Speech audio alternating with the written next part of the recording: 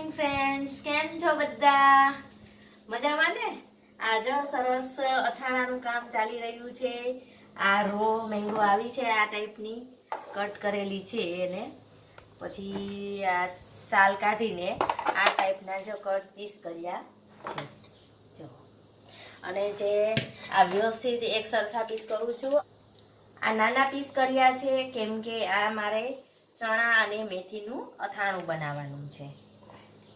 તો આ પ્રોસેસ ચાલુ રહેશે. અને આ બે મોટી મેંગો લીધી છે કેમ કે આને મારે છુંદો બનાવવાનો છે. તો એને પછી કરીશું, અત્યારે સાઈડમાં રાખી દઉં છું. પહેલા આ કટ કરેલા જે પીસ છે એને હું અત્યારે એક નાના નાના પીસ આ તરીકે આ ટાઈપના કરી લઈશ. મીઠ માટે આ કેરીને ધોઈને આ રીતે ખાટલીમાં કપડાં નીચે સૂકવી દીધી છે. 2 જ મિનિટ રાખવાનું છે, જે પાણી નીતરી જાય એટલી જ વાર.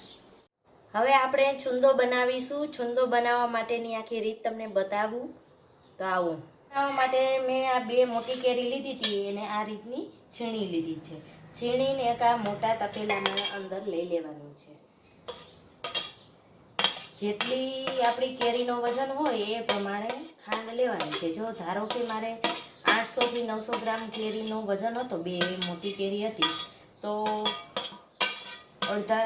અડધાથી પોણા કિલા જેવી ખાંડ લેવાની છે. આ મોટું બાઉલ છે જે અડધા કિલાનો મારે માપ છે તે લઈશ ને ઉપરથી થોડી નાખશું ખાંડ. આટલી ઇનફ છે.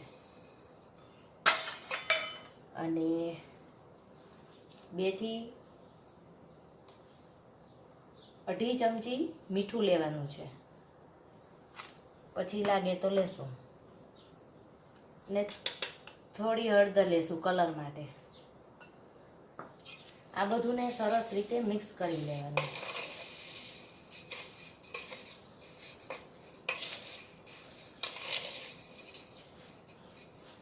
હળદર અત્યારે માપે માપે રાખી છે, પછી જોઈએ તો એ પ્રમાણે લેવાની છે.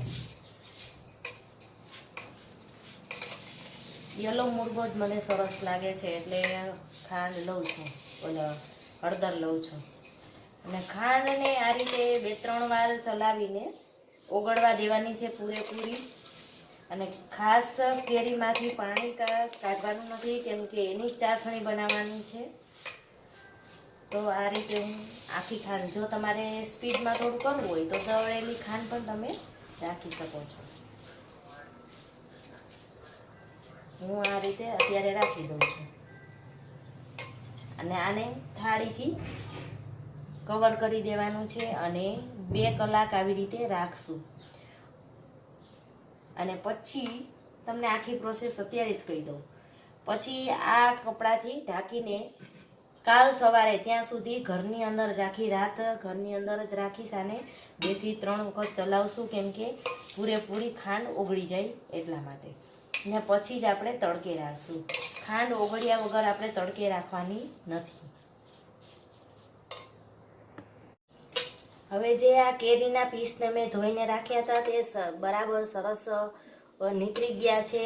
અને એની અંદર આ નાના પીસ પણ નીતરી ગયા છે.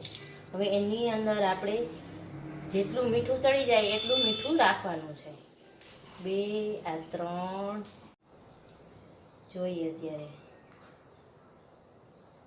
2 થી 2.5 ચમચી રાખી છે. ચમચા કરતાં જો હાથેથી સરસ ભેળવાશે.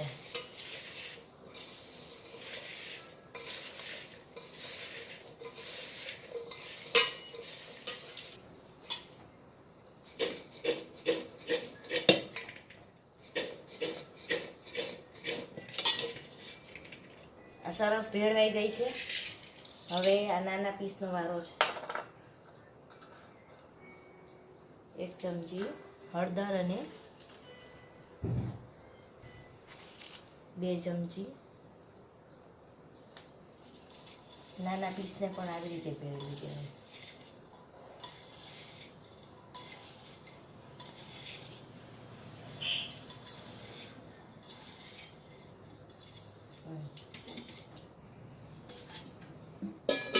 કવર કરી આ રીતે રાખી દેવાનું છે. વચ્ચે વચ્ચે 2-2 કલાકે ચલાવવાનું છે.